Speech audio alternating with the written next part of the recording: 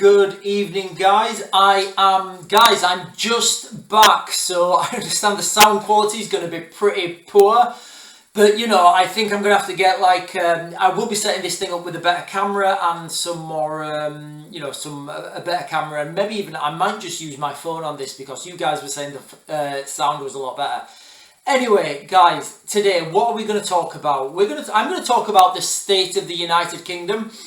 Normally on my videos, I look at the big picture, I look at what's happening in the world, and I can put together these pieces. And it's only recently I've been looking inwards into the United Kingdom with that same lens, I guess. So just before we go on, guys, all right, I just want to caveat this video by saying a couple of things.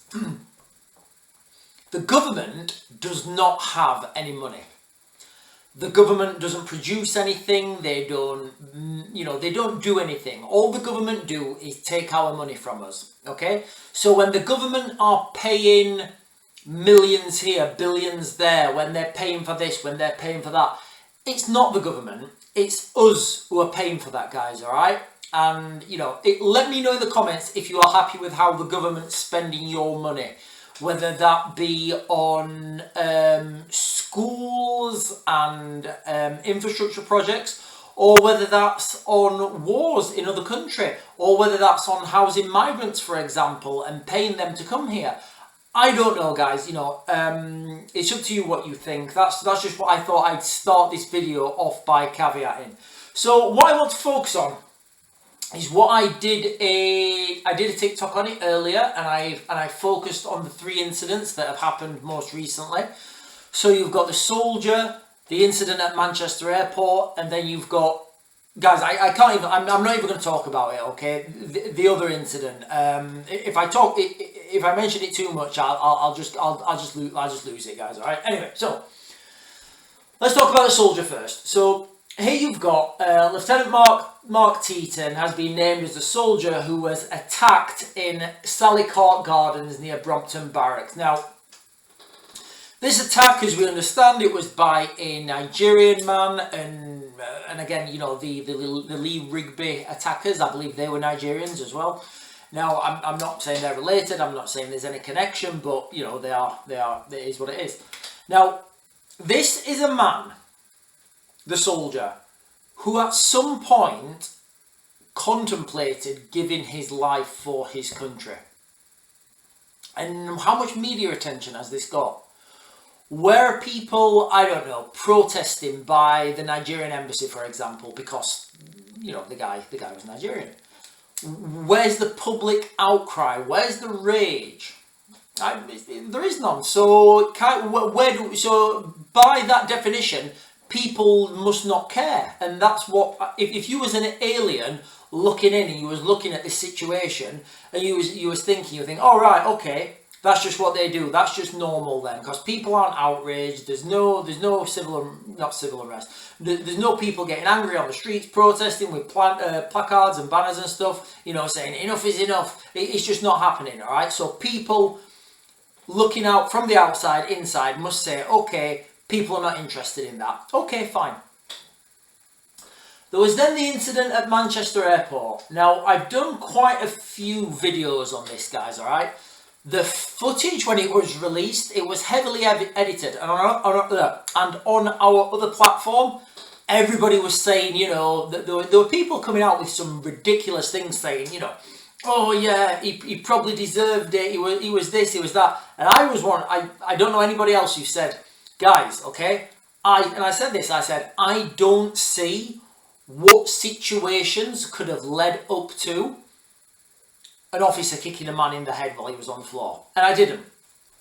I'll be straight up with you guys, I did not see any incidents where that could have led up to that. After seeing the whole footage and reviewing it, now bear in mind, guys, all right, I've got 24 years experience in this. I've taught all over the world. I've taught tactics all over the world, right? I've done counter-terrorism. I've done quite a lot of this stuff. It's not quite policing that I've taught, but what you'll be looking at there is dynamic entry, and you're looking at controlling that situation. So that officer, when he burst into that room, He needs to prove that guy's still a threat. Okay, is he a threat? Yes. Why is he a threat? Well, he just attacked me, so we know he's a combatant. We know he's one of the people in the room that is a threat. Okay. How do we subdue that threat? Right, okay, we've got several options. First of all, we can go in there, you know, guns blazing, and just turn it into something like you see on a Russian film or something. Probably not a good idea. Okay, we're going to tase him. All right. So the guy gets... let's just talk through what happens. So I'm sure you've all seen the video. You know, there's the officer, there's the gentleman in the tracksuit. He jumps on the officers. He throws punches at the officer. Guys, I'm doing from memory. He throws punches at the officer. Somebody tases him. This is all alleged, guys, because it's all going in the court. So I'm alleging and I'm saying what we see, apparently, all the rest of it. The guy in question falls on the floor and then he starts to get back up. At that point, the officer's looking at him with his hands holding a weapon system. I don't know what it is. He has to subdue him. How does he do it? He can't use his hands. He's getting back up. The whole room is carnage. If he gets back up and he starts throwing punches again, what happens next? Does somebody pull a firearm out? So guys, you know, now I've seen all the footage, I'm like, wow, you know, yeah, that is actually justified. And I'm going to go on further than that. I'd say if I was still teaching, and I'm not, you could probably use that video evidence, and I'm sure and guys, you know, when you get to be an armed police officer, they don't just give you a gun and say, right, off you go.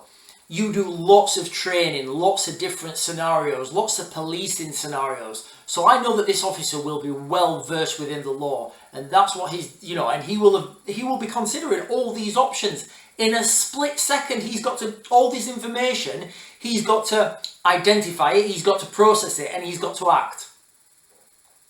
When this goes to a court of law and there's these barristers there, like that legal guy that's representing him, guys, you know, that legal guy with the glasses on, who's got all the Lamborghinis, I don't know how I can't see how he can ever get work after this. The two options are simple. He either saw all the video and decided to just make stuff up, or he was that unprofessional, he didn't think he needed to see all the video, by which, you know, you come to the same conclusion. He's not professional, he shouldn't be working. Anyway, so all the legal systems, all the lawyers, they're going to have months and months and months to deliberate over this, and they're all going to say, you know, right, and they're all going to come to a conclusion. Well, that officer had to come to that conclusion within, what, 5 seconds? Anyway, you know, I don't want to dwell on that too much, guys, right? But when I see these things happening, and then I see, you know, protests on the streets for police brutality when they've not seen the whole context, protests on the streets when this kid viciously attacks a police officer at an airport, what did he think was going to happen? And then, most recently, we've got the other incident. You know, I can't even, there are no words that I can really use to describe this, so I'm just going to, you know, talk about the fallout from it. Have there been any protests on the streets? I don't think there have, and I'm not calling for protests. I mean, I'm just looking at this and saying, have there been? You know, I don't think there have. So if you was looking at this and you was an alien and you was trying to, you know, you was looking at the United Kingdom at the moment, you was trying to think, right, what do the United Kingdom care about? Because if they care about something, they get passionate about it, they go out and they protest, okay.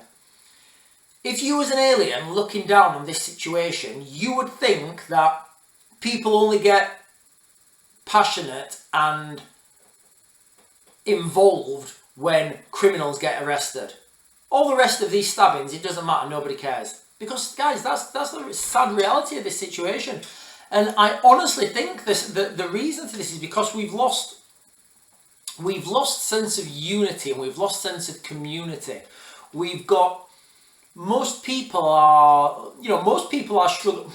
I'm going to say most people are probably not struggling financially, but they're not where they want to be financially. So what do I mean by that? I mean, a lot of people are stuck in jobs they don't want to be in.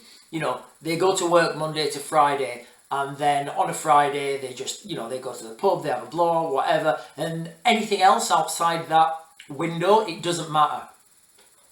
So those people have kind of enslaved themselves to a mortgage, to a car, to finance, to all these things to try and impress people that they don't even like, and because of that, people don't want to step out of line because they're scared of losing that little bit of, they're scared of losing what they've got. And that's the reality of the situation, And as I said right at the beginning of the video, guys, okay, all of this stuff, we're paying for it. So everything, every penny that the government spends, we pay for it as taxpayers. So whether that's the police force and their training, we pay for that. Whether that's the, the parks and anything that's funded by the government, and obviously that includes, that includes the hotels for the migrants. We pay for that. We pay for the winter allowance to make sure that old people don't go cold in the winter. We pay for all of that with our tax money, and we give it to the government, and then they decide on how best that money is there to be spent. Let me know in the comments, guys, if you think our money is being spent in the best instance, or could it be, I don't know, could there be billions spent better? I don't know, guys. Anyway, I'm going to get back tomorrow, guys. Tomorrow I'm going to give you World War III update because, even though this is happening, all the rest of the stuff is still happening. And I'm going down a bit of a rabbit hole at the moment, guys. I'm not going to talk about it now, but I'm going down a bit of a rabbit hole, and I'm going to tell you what I found if I come to the end of it, or maybe I'll just be sat here in a tinfoil hat. But anyway, guys, it's getting late. I need to do a thumbnail for this, and I'm going to back to grid.